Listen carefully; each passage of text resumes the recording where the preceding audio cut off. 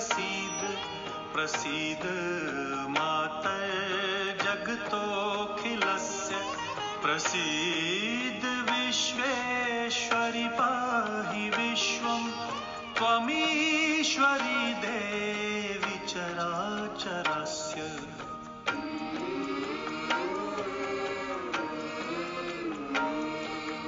त्वं वैष्णवी शक्तिरनन्तवीर्या विश्वस्य बीजं परमासि माया सम्मोहितं देवि समस्तमेतत् त्वं वै प्रसन्ना भुवि मुक्तिहेतुः। Om Gurubhyo Namaha. Om Sri Matre Namaha. We continue with these talks which we started at the beginning of the Navaratri. Our main topic is Devi Mahatmyam. Here I am trying to address some concerns that came up about the creation, the creator, the dissolution and things like that. So again, addressing the issue about God, whether He is the creator of the universe or if this God is the manifestation of the Absolute. Now we have seen in the Vedic tradition that Paramashiva, the Absolute, Transcendental, Eternal Self, has Adi Shakti, the primordial energy, within himself, innate within him, and as his nature or Prakriti, and the first manifestation came through her. So we say Paramashiva is the creator, but his instrumentality is Adi Shakti, and so she is referred to as the mother of the whole creation. So in this tradition, when we say the first creator, then we always say it is Adi Shakti. Then once the creation has begun from her, in all the different variety, in all the different strata, and the creation of innumerable beings, which includes the Devatas, the Devis, and all the other, both movable and immovable. Now again the question always arises, and there seems to be arguments going on whether who is the creator and who creates and destroys, whether it is Shiva or Vishnu or Brahma or Devi. So we understand that subsequently the Devatas who came in the manifest form, they also have been creating and destroying or responsible for the dissolution. But still the original creator is Adi Shakti. And so the beginning is from Adi Shakti. So then we say everything goes back to her. Whether it is, Brahma is creating, or again Maheshwara is creating, or Vishnu is creating, then it all goes back to her. She is the original creator. And all of this creation, then we say it is made in the image of God. Now it is made in the image of God depending on which God and which religion it belongs to. But here what we understand is that the light of God is present in every man. Now in the Vedic terms we say that this image of God is the Shiva and the Shakti. Shiva is the pure absolute consciousness, and Shakti as that energy and the relative changing nature. Because without the absolute pure consciousness, then there is no basis for the nature to manifest or be sustained. Further, we also understood that the unmanifest remaining unmanifest could create the variety of creation. So here, Shiva remaining as Shiva allowed Adishakti to create, and Adishakti remaining as Adishakti brought forth the entire creation.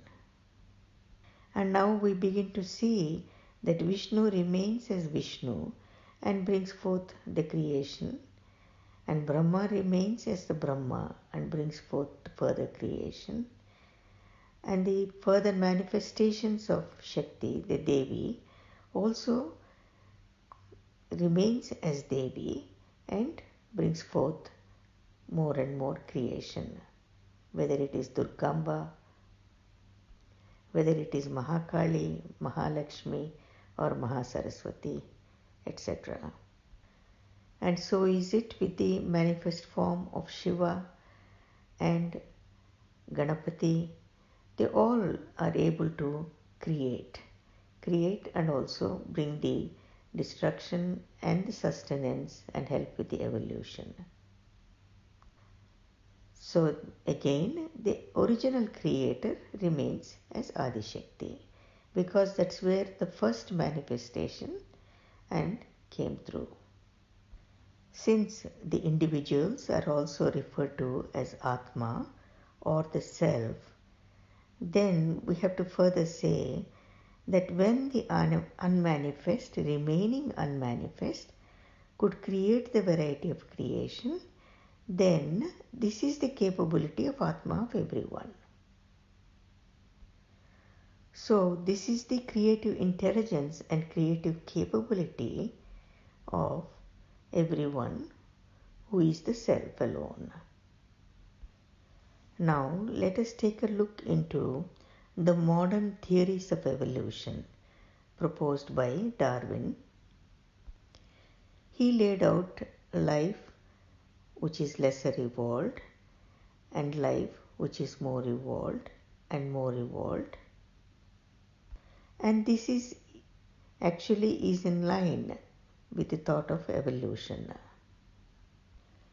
But Darwin did not have the experience of the being, and he was not enlightened. And so he could not fathom that there is no chance in nature and everything is so very well set and it's all automatic. Creation is not a chaos. It is very well disciplined, well set and automatic, and the nature is very well laid out and most efficient.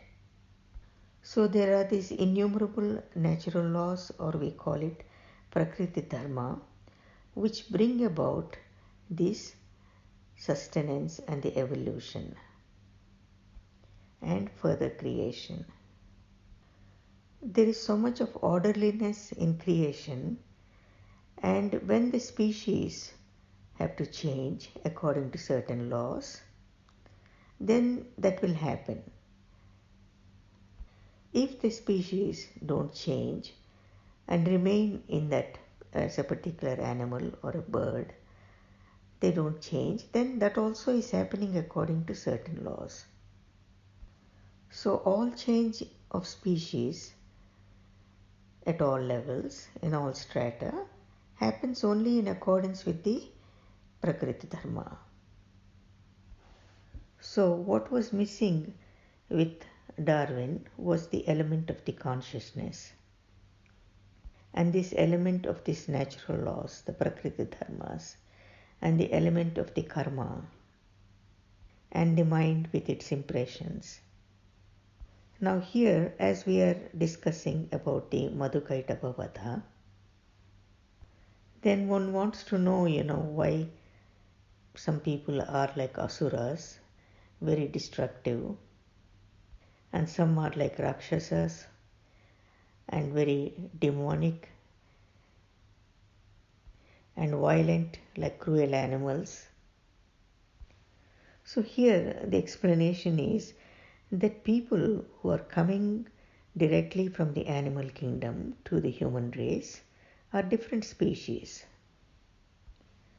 Those who have been a few times in the human physiology, that means existed as human beings for a few generations, then they gain more and more of the divine character. But when they have come up just from the animal kingdom and taken on the human bodies, then they have a different kind of character. So we see some of these people belonging to that kind of negative character. And we see the traits of these animal characters in some of the people with human bodies. As Maharishiji said once, scorpions will always sting, all those like snakes who will always bite, and those like panthers and tigers, they pounce upon you. They all have come from the animal kingdom very recently. They cannot understand anything other than what is fresh in their memory. They would want to pounce upon everything. They want to destroy everything and just destroy. And they are so ingrained, and it is so ingrained in their memory, their destructive capability, that they enjoy doing it. They enjoy destroying, and they cannot be protective to anyone because they are still a different species and it is a different brain physiology. So again, they cannot understand anything other than what is fresh in their memory. No matter what you tell them, he is not going to listen because he is not capable of listening. He is not capable of understanding. A tiger who is always pouncing on someone, it cannot have the tenderness of a rabbit. So these fresh people coming from the animal kingdom to the human race, they are different species and there are lots of them around here. They think they know something what is right and what it is their might.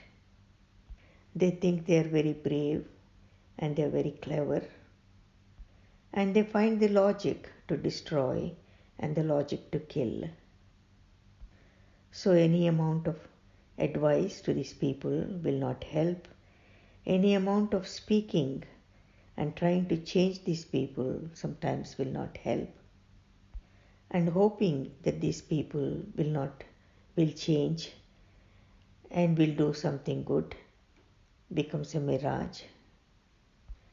Their minds are very tamasic, very dark, a lot of darkness, no light of knowledge. And this is what we keep seeing in these asuras and the rakshasas. So it is not just in these Vedic stories, but we have a lot of these people like this now in the world with these negative tendencies and the tendencies wanting to destroy and kill and not contribute to any peace and harmony for anyone or for the country. Then we begin to understand that those coming from the animal kingdom in this generation directly, they have to behave like that. They don't know any other way. So we cannot create a better world with people like this, and then we choose people who are not destructive and help them with their evolution. So Maharishiji would always give the advice that to first take care of oneself, evolve within oneself, bring the perfection to yourself, and do not waste much time on people who are very negative. He would always say, do whatever you can for yourself and to help others, But if people are very negative and destructive, do not expect people to do all these things, because it's all in their memory, the memory of their past lives. If there is the memory in the past of something nice, something tender, something constructive, something positive, then that is what they will project. And he would always say, a scorpion will always sting, absolutely sting and sting and sting. So why worry about a scorpion or a pouncing tigers or poisonous snakes? In this context, there is a tradition of the Vedic wisdom where it says that the knowledge should be given only to deserving people, and one should be properly examined and know that he is deserving. They say, Masam Shanmasam Vatsaram, that means test a man for 6 months, for at least 1 month, for 6 months, or for 1 year, and only then impart this knowledge. And this has been told in Gita by Bhagavan Krishna and also by others, enlightened people, for the various scriptures. And here it is also important to understand that it is not just about listening to speeches. You can continue to listen from morning till evening, day after day and year after year. But the most important thing is that you have to follow with actions. What you have heard should be assimilated, and it should become your physiology, and it should become your actions. So if one is not capable of doing that, then also this knowledge should not be imparted to such people. Because here again there is so much of inertia and there is no progress. Next important question is the value of freedom in this creation.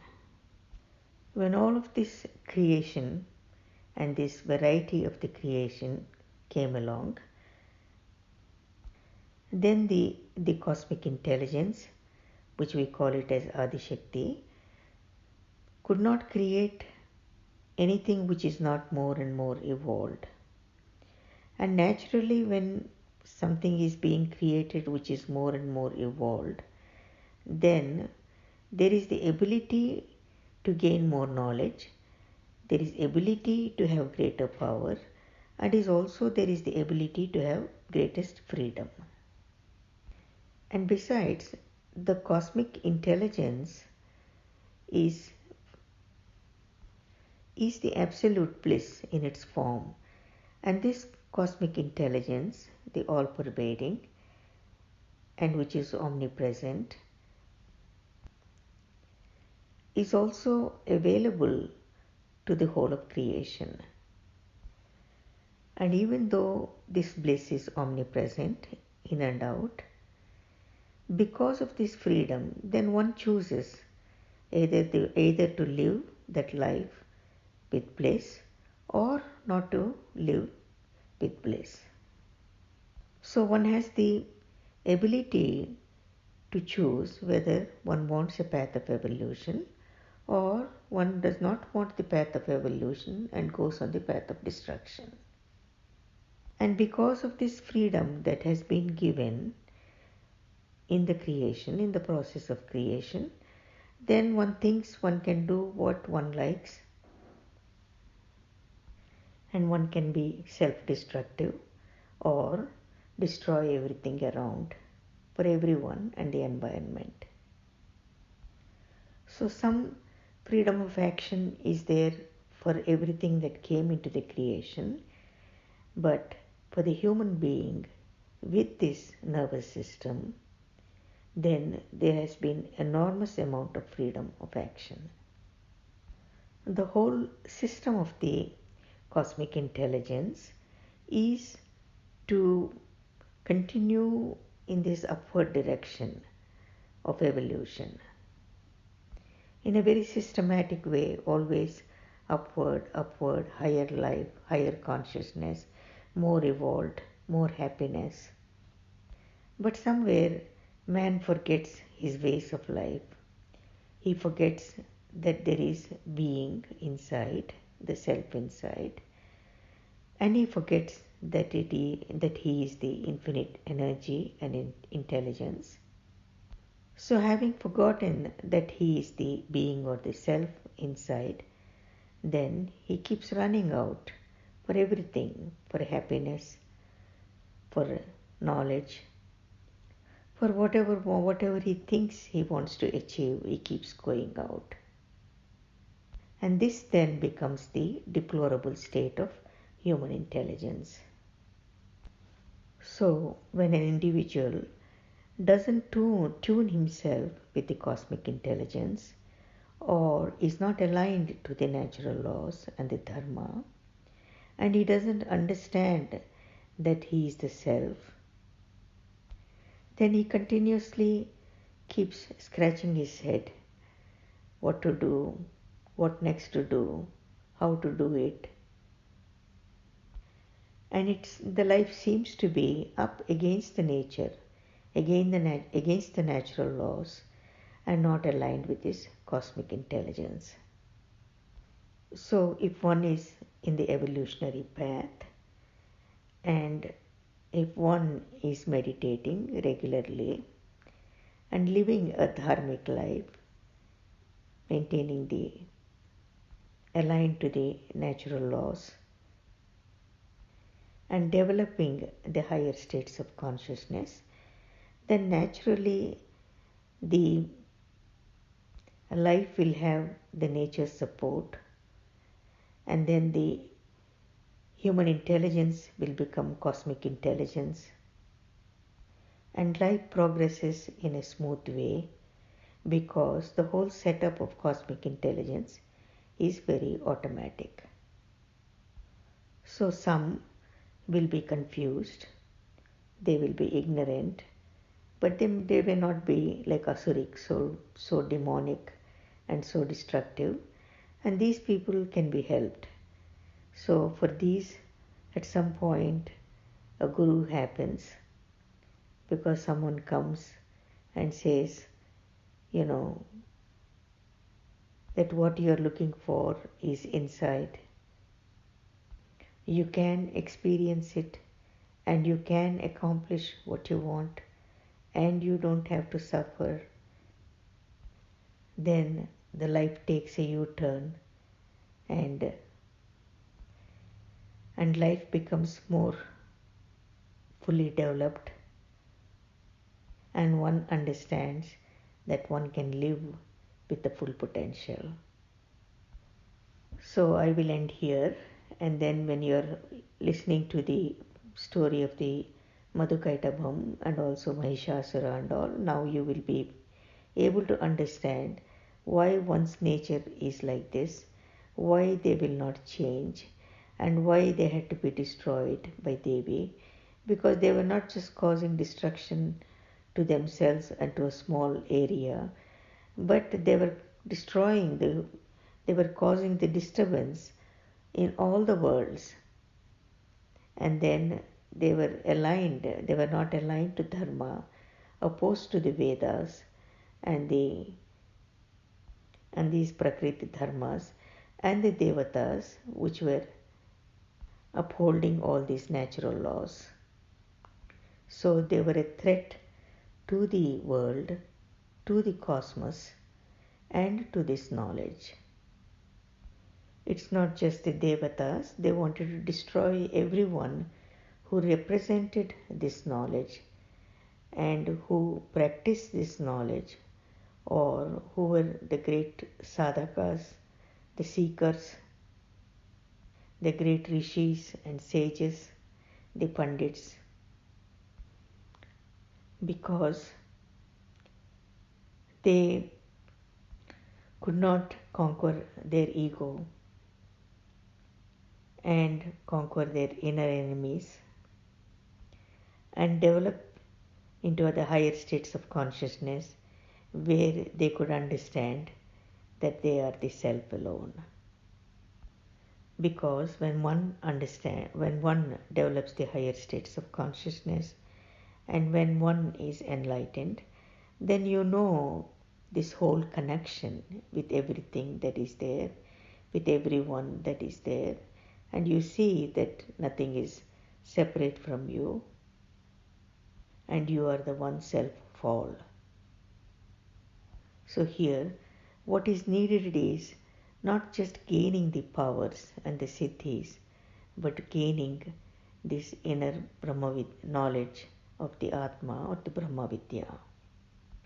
There's nothing wrong in gaining the powers and using it for the good of the mankind and for the Loka Kalyanam, but it should not stop there.